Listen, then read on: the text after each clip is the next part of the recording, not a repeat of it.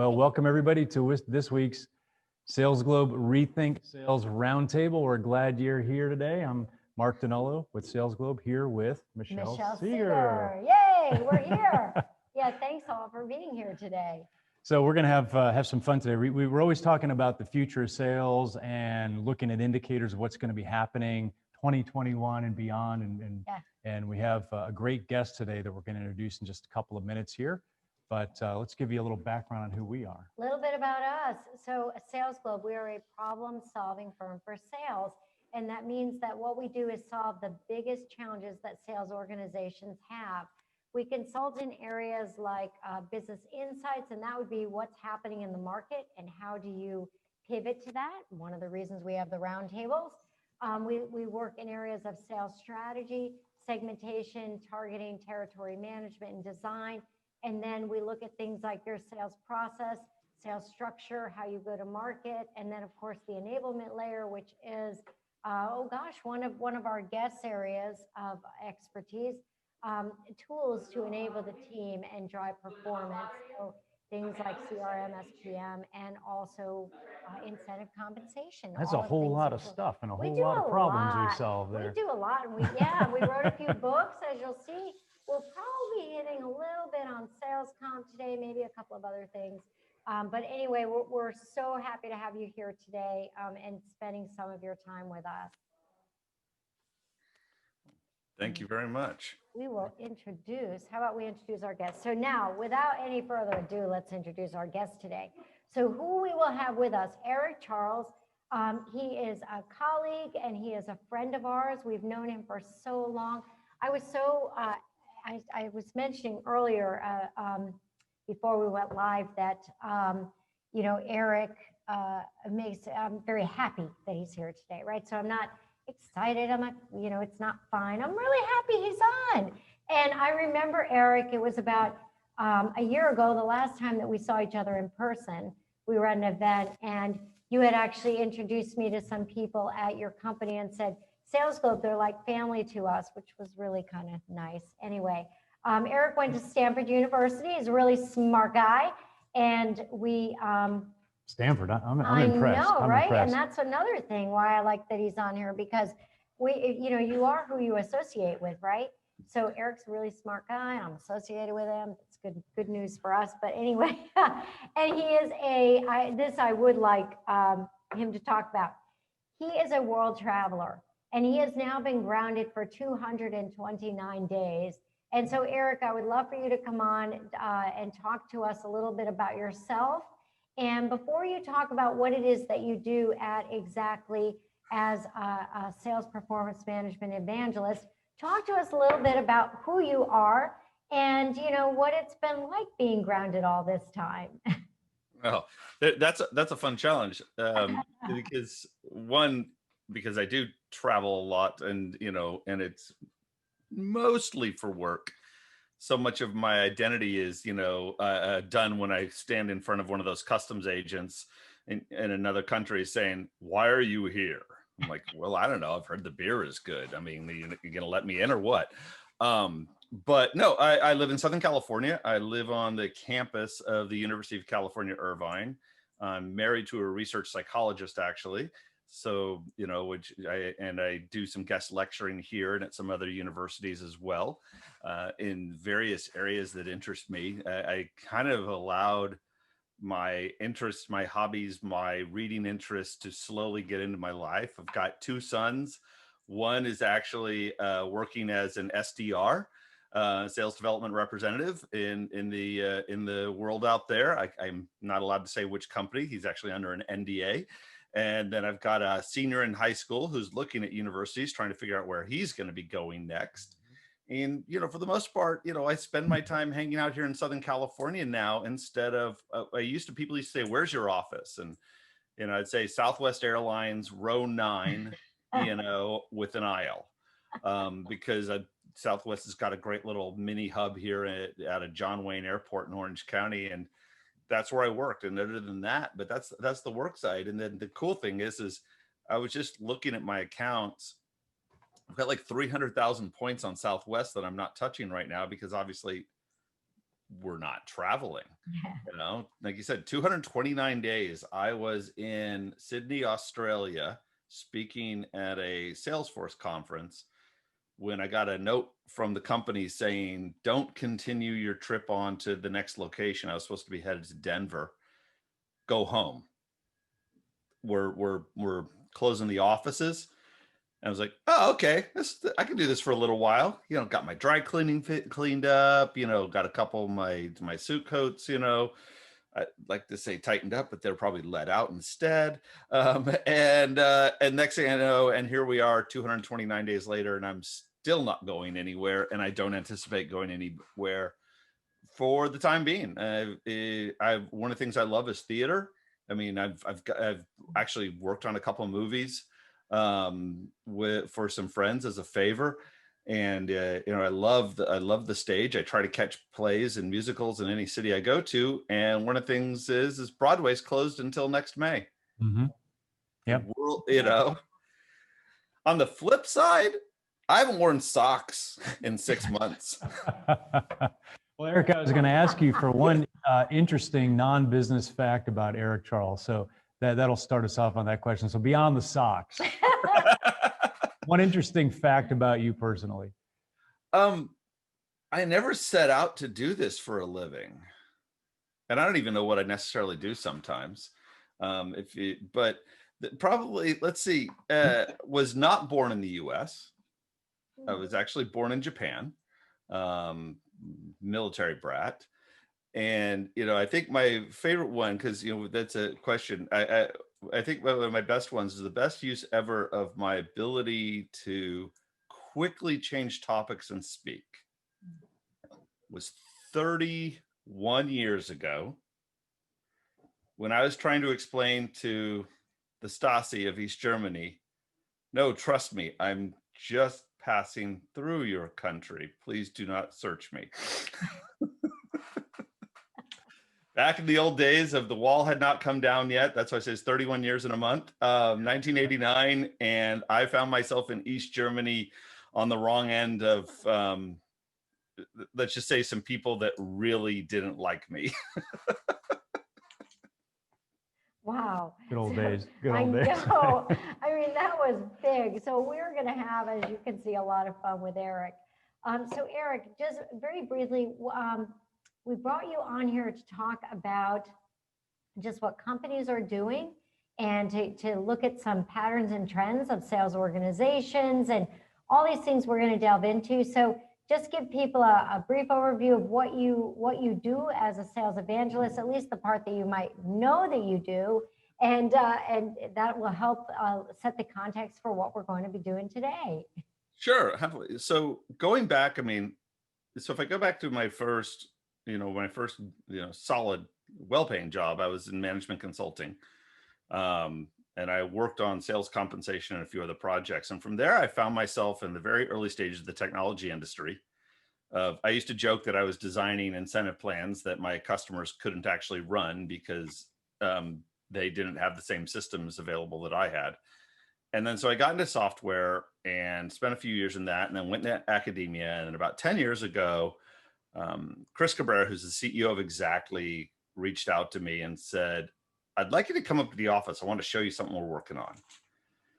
And I went up to San Jose, where the company headquarters is. And one of the cool things is Xactly had, from day one, used a master data model. And I'm going to nerd out here a little bit. They'd done a master data model for working with their customers. And they had developed a system where they could anonymize and aggregate data for all of these people whose sales commission checks are being calculated, because that's what Xactly did. I mean, from the very beginning, you know, I should talk about sales performance management and all that, but really the first stage is, can you please calculate a commission check on a timely basis that makes sure it's accurate?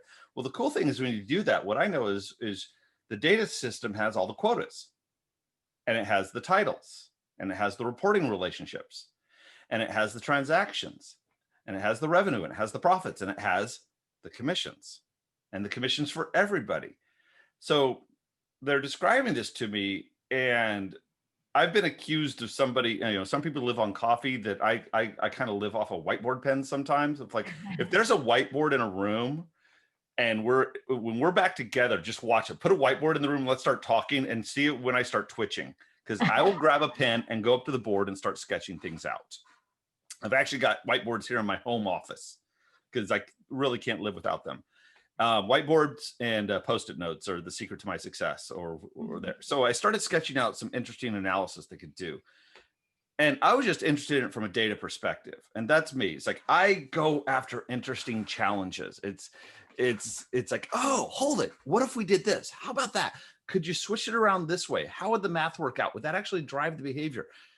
And I just hear a chuckle from Chris. And I turn around because he's there with the head of product, a couple of other people, and he's just smiling. And I'm like, oh, this is a test. This isn't a let me show you the toys. This is a, do you want to come join me? And so I joined Xactly. And I've had a variety of titles. I've run product marketing, I've run field marketing, I've run partner marketing. But the core of all of it has been, we've got all this knowledge. What can we do with it? Which then let me come in, that's when we started working even closer together. I started throwing some stuff at Mark and saying, no, dude, sorry, I live in Southern California. I've been here for 20 years. Everybody's dude. Michelle, you're a dude too. It's a SoCal thing.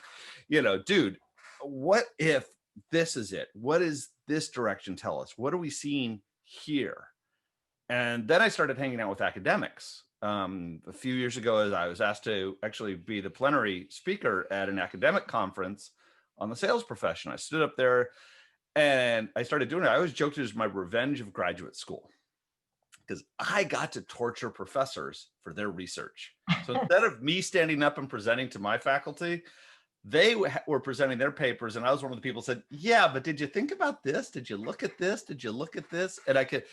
And after the first person set back, I started watching people write notes. And it's just, there's so many interesting things in the world of sales and in the world really of human motivation. What gets us to change our behavior? What gets us to stay on a particular path? And how do we get people to do the things we need them to do, but also want to do it?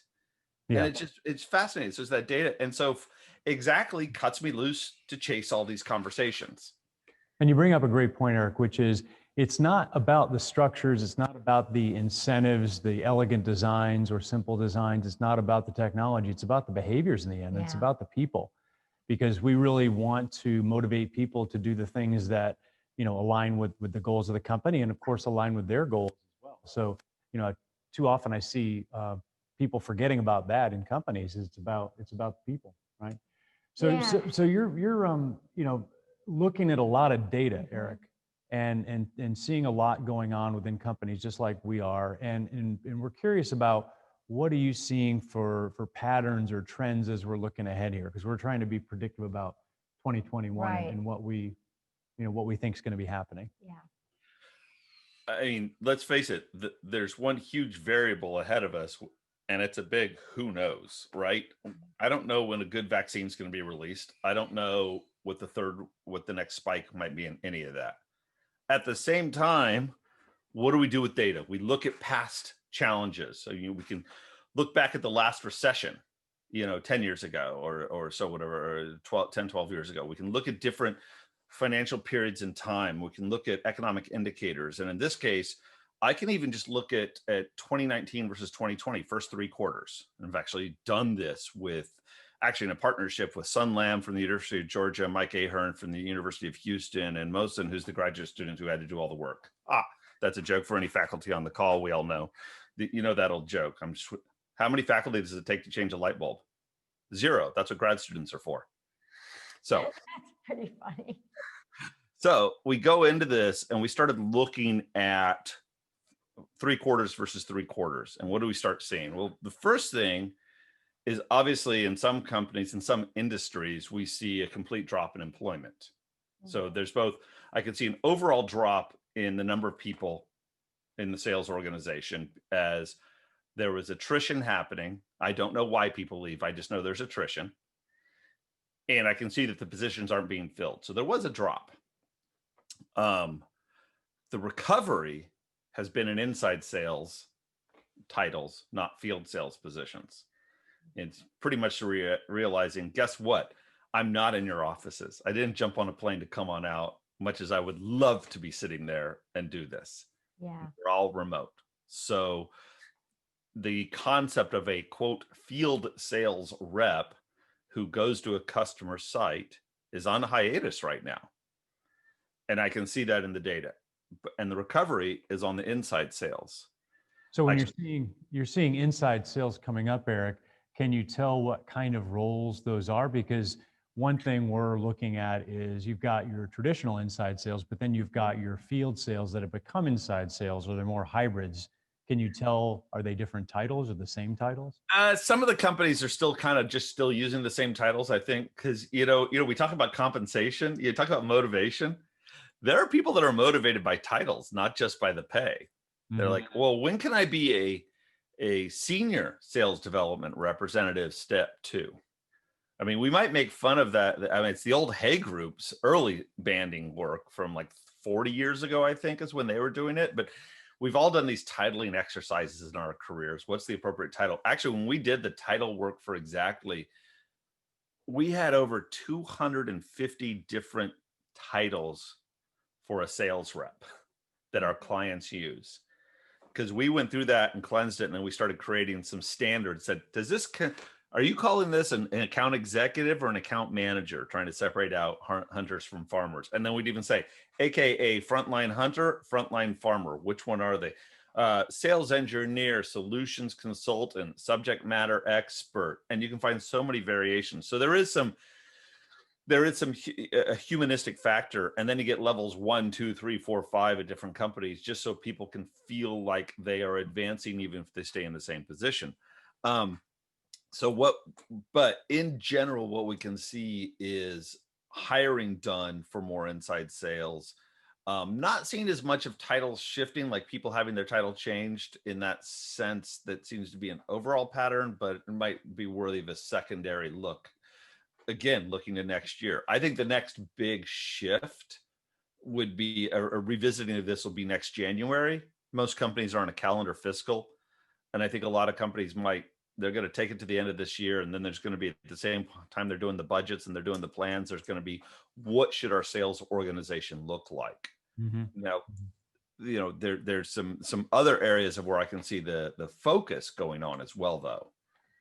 So when you know what's going on with the titles and the hiring, what about the pay? So just to kind of, put a little color to it, what we're seeing on pay is thresholds are lowering. We're seeing some shifting in quotas, performance measures are changing. I'm wondering from the big data, what you're seeing, either in terms of pay structure or goal attainment or pay levels, up or down.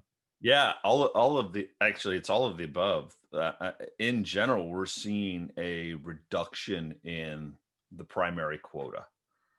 Realize there is not one quota. Most companies, if you start digging into it, have 2 or 3 quotas. So then we have to go look. One of the things we do, one of the back end pieces of analysis we have to do is look for what appears to be the primary quota, the one that generates the most income. And so that has definitely shifted.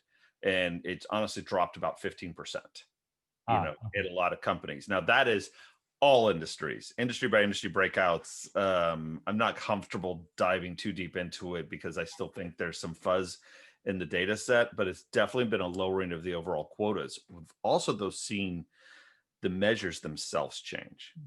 And this is really wild, because what we're seeing is, think of our favorite, top 10 sales aphorisms. One of them is always, it's cheaper to keep a customer than to get a new one. We've all heard that. I almost dropped into the voice of an old partner that I worked for. Wow, that was a memory bubble there.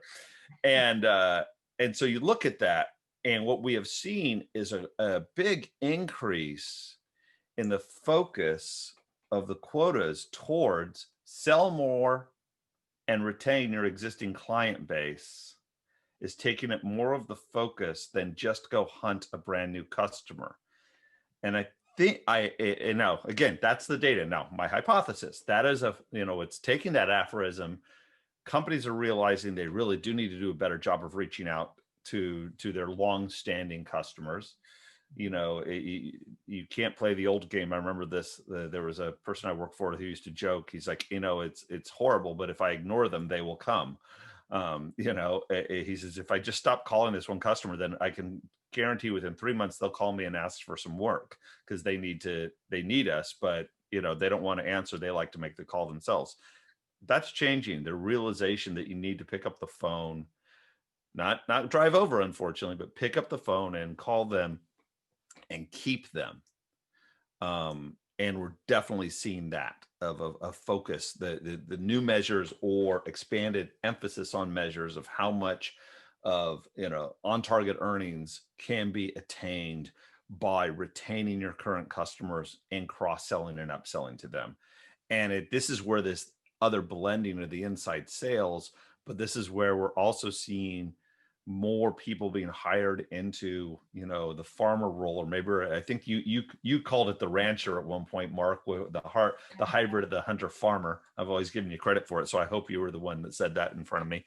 That was me, unfortunately. Okay, good. Just making sure, because man, I've been quoting you on that for a few years because I love the concept of that's going on.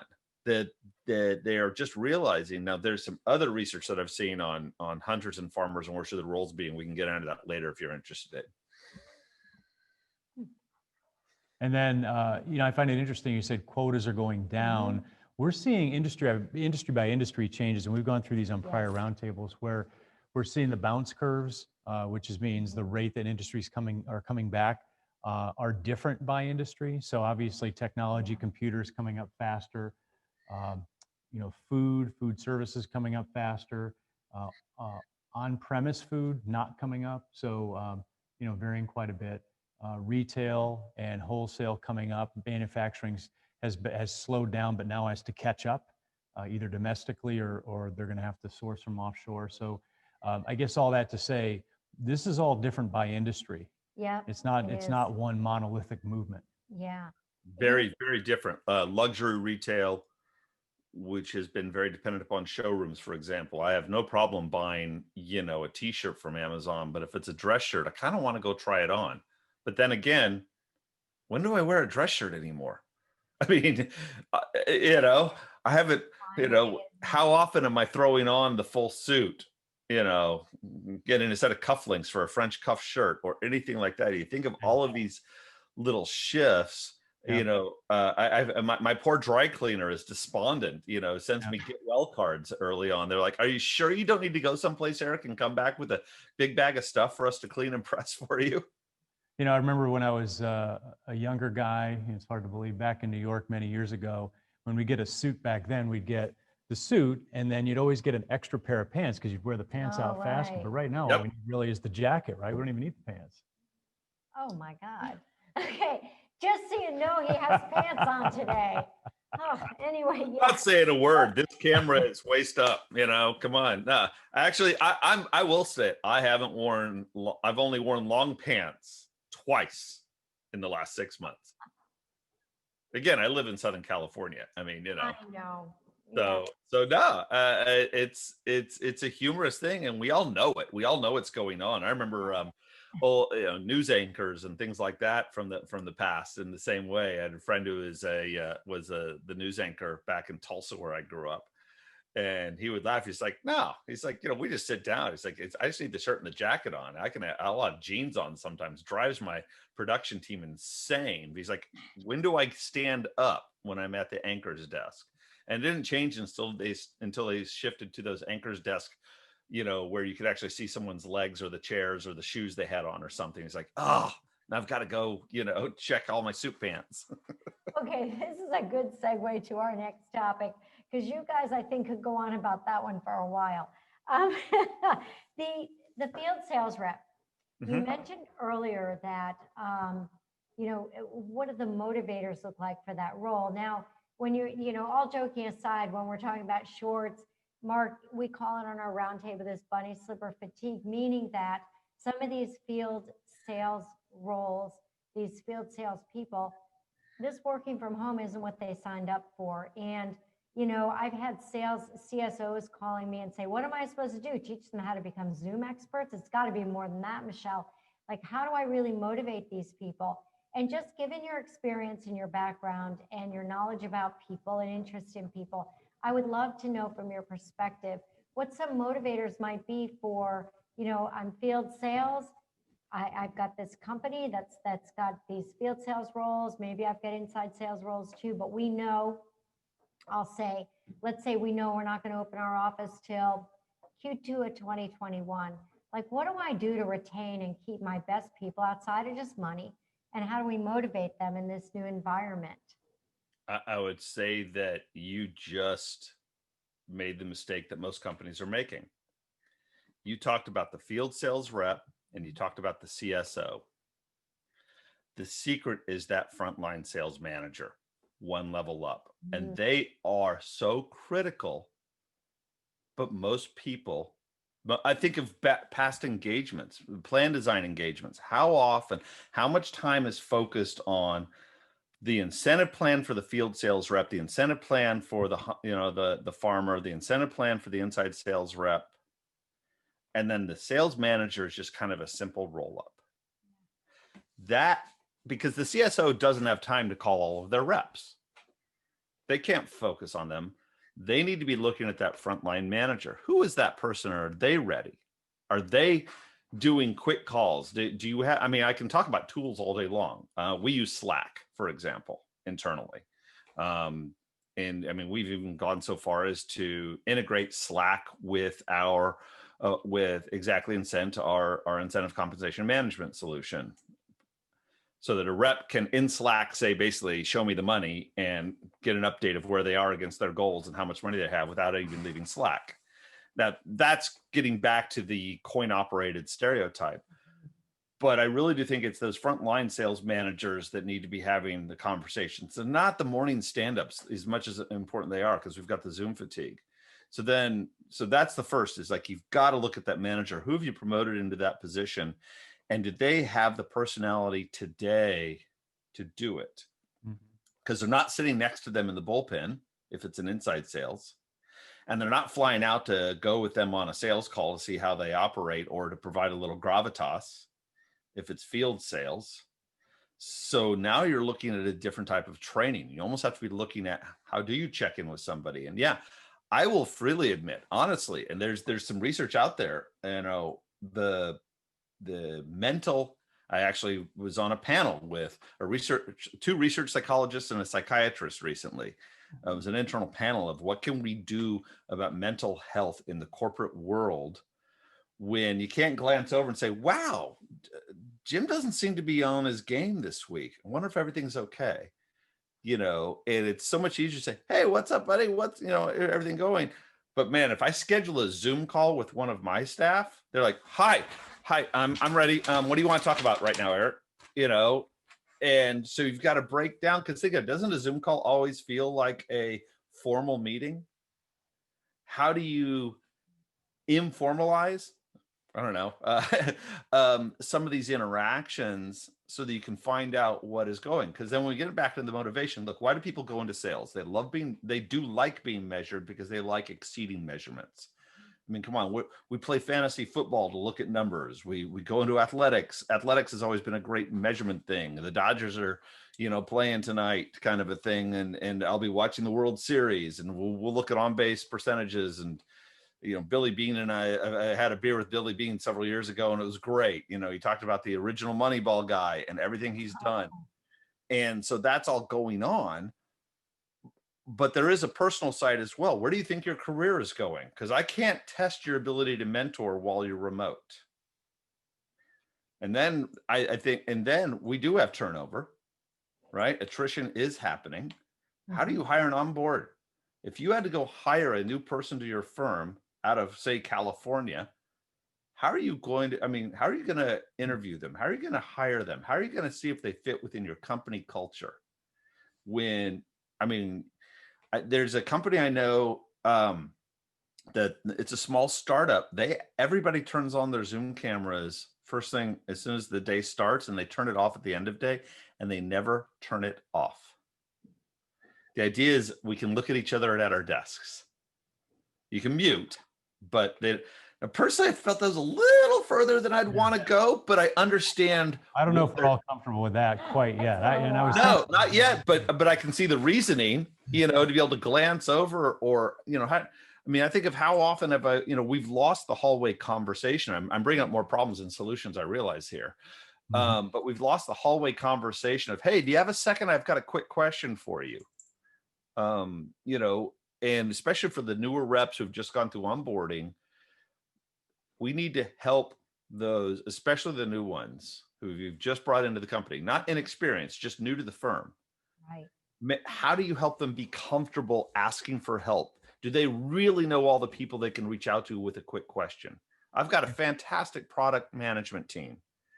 And sometimes what I try to do is broker quick conversations, because I'll have some reps, because I teach in our boot camp, who will shoot me a note, say, hang on a second, let's do a quick Zoom, and I'll grab someone from the product team. Have you ever met this person? No. Let me introduce you to. Now, they have been working on this and they can explain this better. So here's how I present it. Here's how they discuss it. And now internal networking used to just happen because you went to the office. Now it has to be constructed and built, crafted, curated, so that people can get all those alliances going.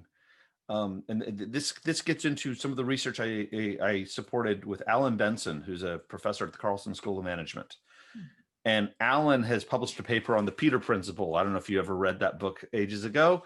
It's we rise to our level of incompetency. And Alan was interested in who do we promote into sales management, bringing it back to my comment on sales managers. And he said, we promote the wrong people.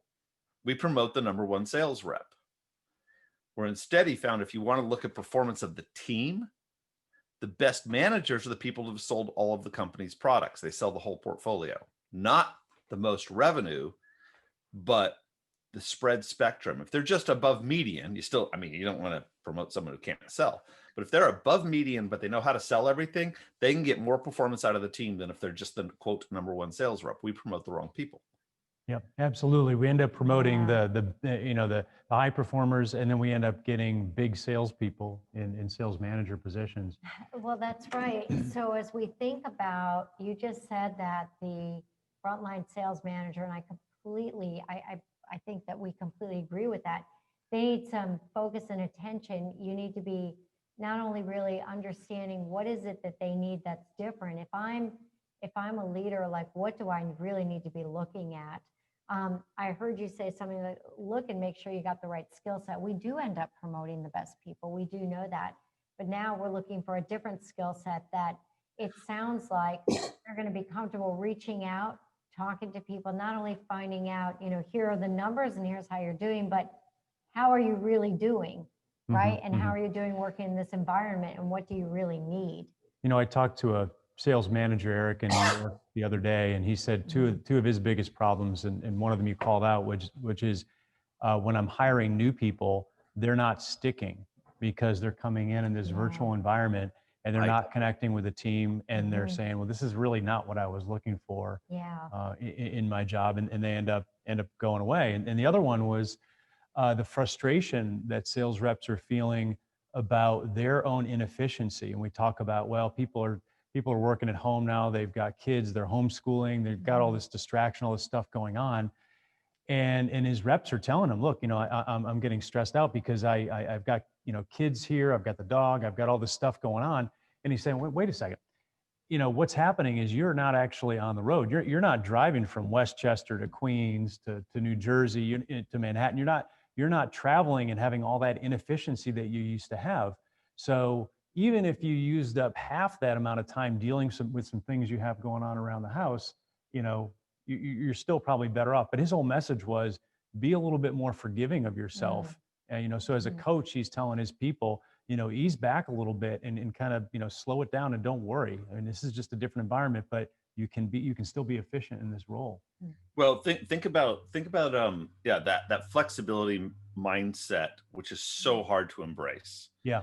I mean, what's the easiest thing you can measure? I remember sitting in a sales bullpen once, and it was a late night. I was there because it was in another company's office. I was just working late there rather than going back to my hotel room because I didn't like the hotel desk. They had a nice chair and a desk for me, so I'm there. And the CSO comes out and he looks around at how few people. He's like, well, I guess everybody's hitting their numbers, because the one measurement he had is butts in seats. And he would check it. he was the first one in, and he'd be watching to see who came in early, and he'd be watching, or at least on time, and who was still there at the end of the day. It was a tough environment, but that was the measure. He just figured there has to be a correlation between butts and seats and performance. Now I wonder if that's really there. And actually, there was a piece of research that I saw last year talking about activity-based incentives. And Mark, I think you and I had a over a pint discussion about this once. So should we pay reps to do their job? Okay.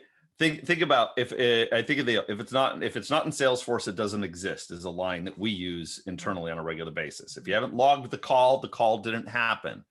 You can see new companies like Chorus AI that has software that will now automatically log calls, log calendars, and all that stuff. It's pretty cool. It's kind of creepy, but it's great. It does auto updating of everything.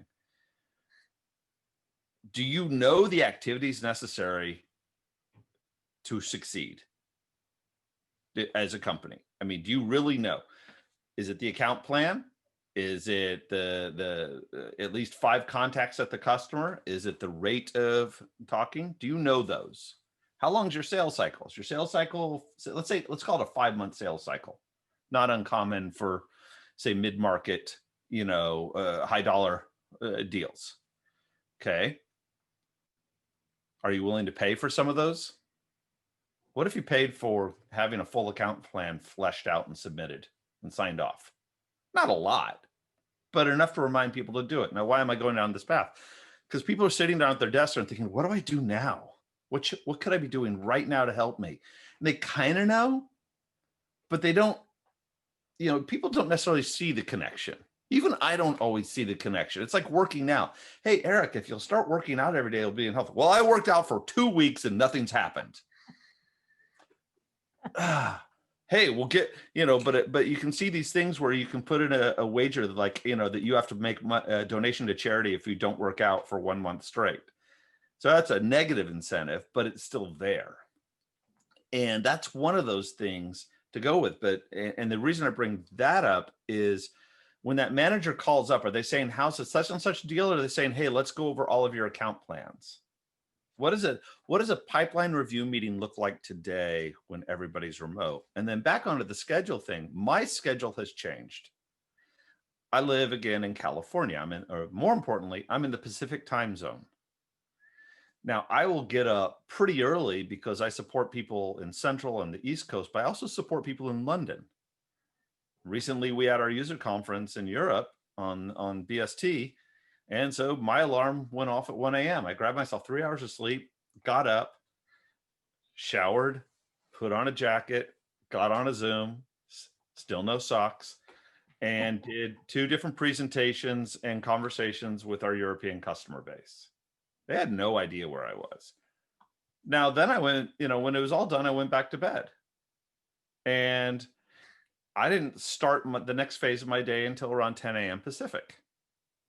And I cut a little early and nobody cared because that was the shift. Are those frontline sales managers empowered to allow their sales reps to say, hey, boss, here's the thing.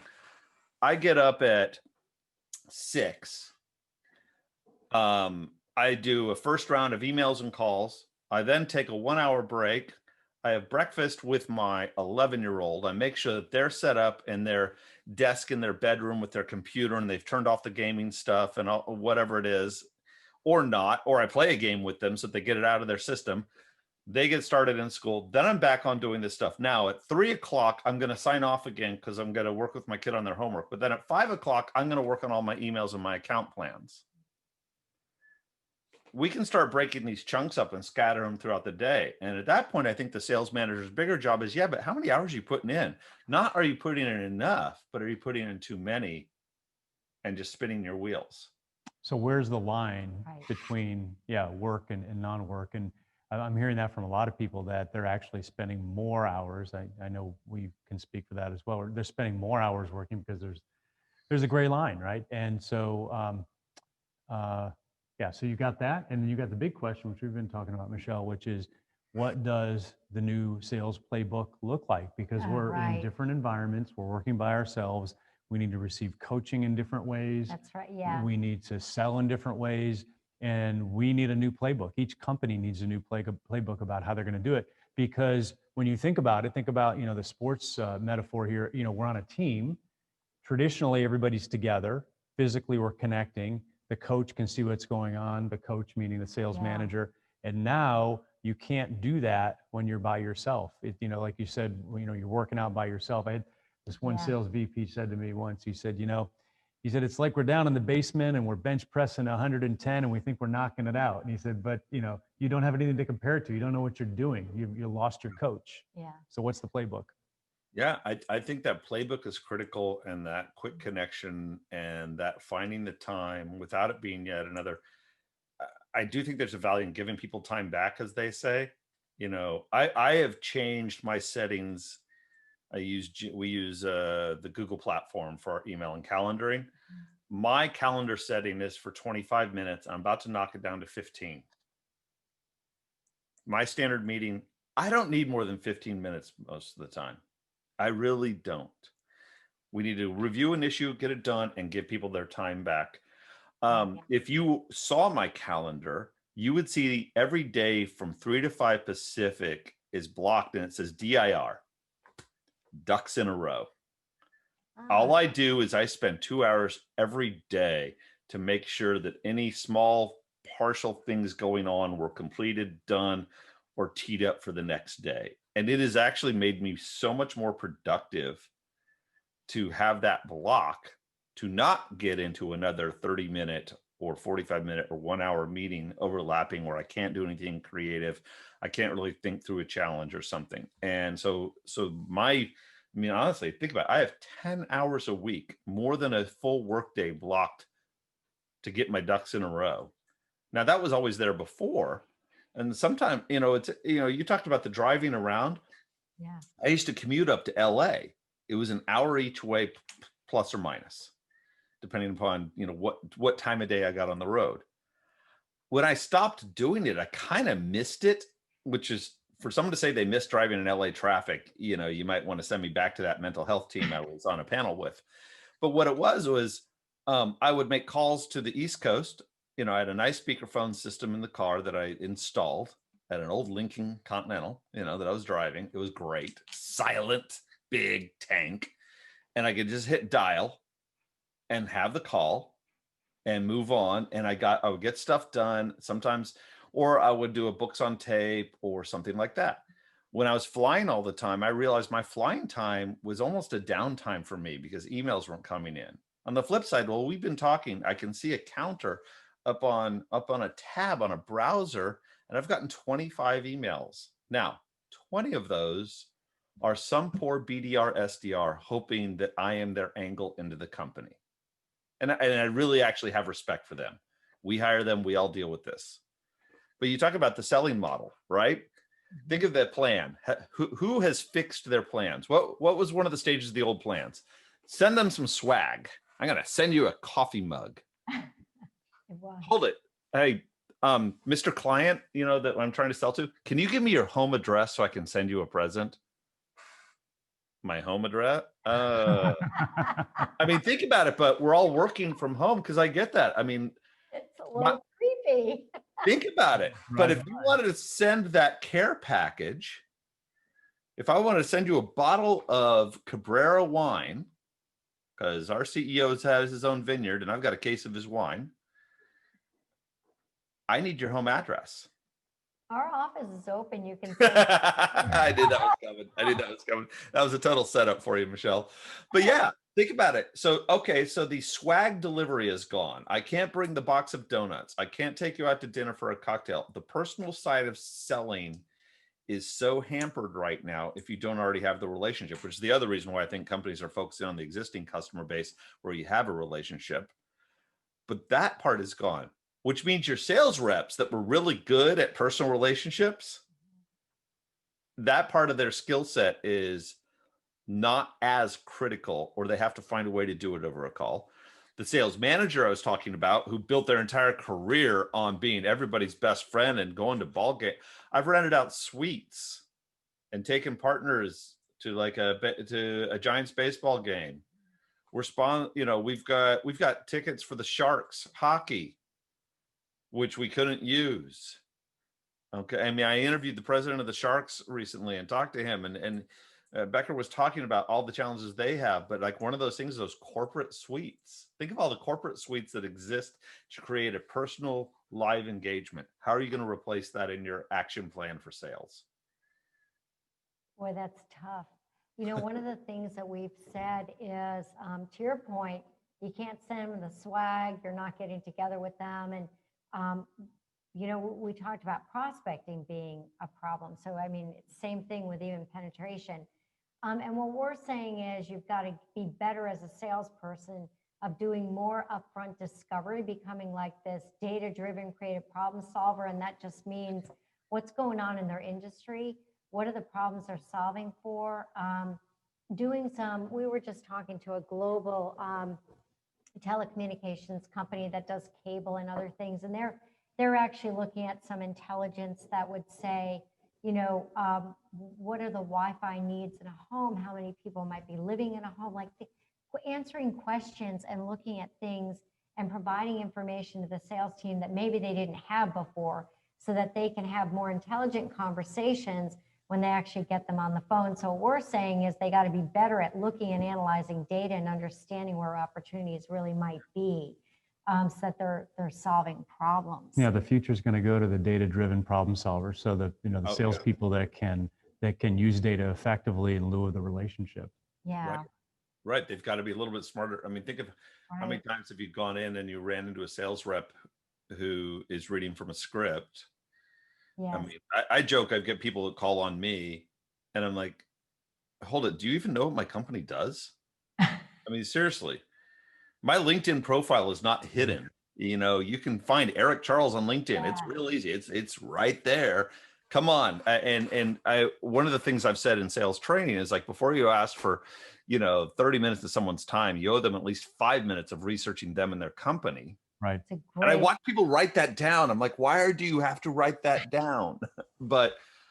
And since you've lost the personal, you need to get twice as much professional information. I agree. It's like, what is going on in their industry? What are the executive priorities of that company going on? It's back to the sales plan. I mean, really executive priorities. You can find interviews with their CEO. You can find their blog, and blog is professionally written, but it is still going to be an accurate reflection of where the leadership wants to be. I think, Erik, I don't know if you share this with me, but one of my sick, guilty pleasures is when one of those salespeople calls you on the phone and I don't hang up. And I let them do their pitch. It's very embarrassing. And then I talk to them and I give them some feedback and coaching. I mean, one by one, we're gonna train all the inside. I do the same, but my wife laughs. She'll see me answer the phone and I'll say, just a second, let me get my headset, and I'll put on just a set of AirPods. That's right. And I'll keep doing the dishes or cooking dinner. I mean, even if no matter what time, she's like, or I've been out walking my dog before, and she's like, "What were you doing?" I said, "Well, it seemed like a good kid, and they just needed a little guidance." True. They were so nervous. They're like, hi, Mark. It's really great to talk to you. And I just wonder if you've ever heard about our company. Can we do this? And are you? Whoa, bro, breathe. Okay, you got me. I made the mistake. I answered. Oh, I will also tell you that there's been at least one person on our payroll that I poached from another company. They called up. They were really good, but the product was atrocious. I'm like, and I just said, why are you selling this? Why is this your thing? Now, here's the thing I want to bring up. You guys are in the office. We're at basic, I think we're at 20, 25% capacity in one of our offices. The other one is still empty. One of the things we are proving right now is we don't have to have offices in that sense. And, so you can hire wider. So think of what that means to your hiring plans. Now that hits your onboarding, but it also hits your recruiting. So now when I get a really good person cold calling that I like how they operate in their research, I tell them, we're hiring. Want to sell a good product? Want to work for something else that's a little little more dialed in, that'll give you some more resources to work with. And I've had one success out of it where someone actually like took it down and brought them on board. Well, now, I mean, I can hire from anywhere because I don't, we started this conversation. Where do you see the future? I see part of the future is I'm realizing I don't have to just hire in Denver and San Jose. And again, I'm a remote. Other people can be remote, but I am going to have to figure out how to manage them remotely. Could be anything from the systems that automatically record the calls, and good managers will sit there. Hey, let's listen in on that call together. I'm going to hit record on Zoom and we're going to review how you presented and what you did, which is nerve-wracking. But I went through that. I went through a presentation skills training early in my career. And I actually, every couple of years, there's a drama professor here that I have audit me.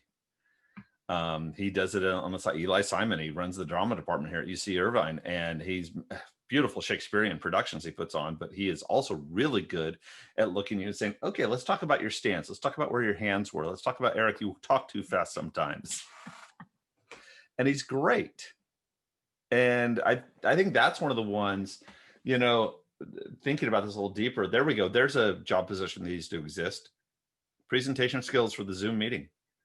I'm sure there's somebody out there, and I'm going to get 15 emails in LinkedIn.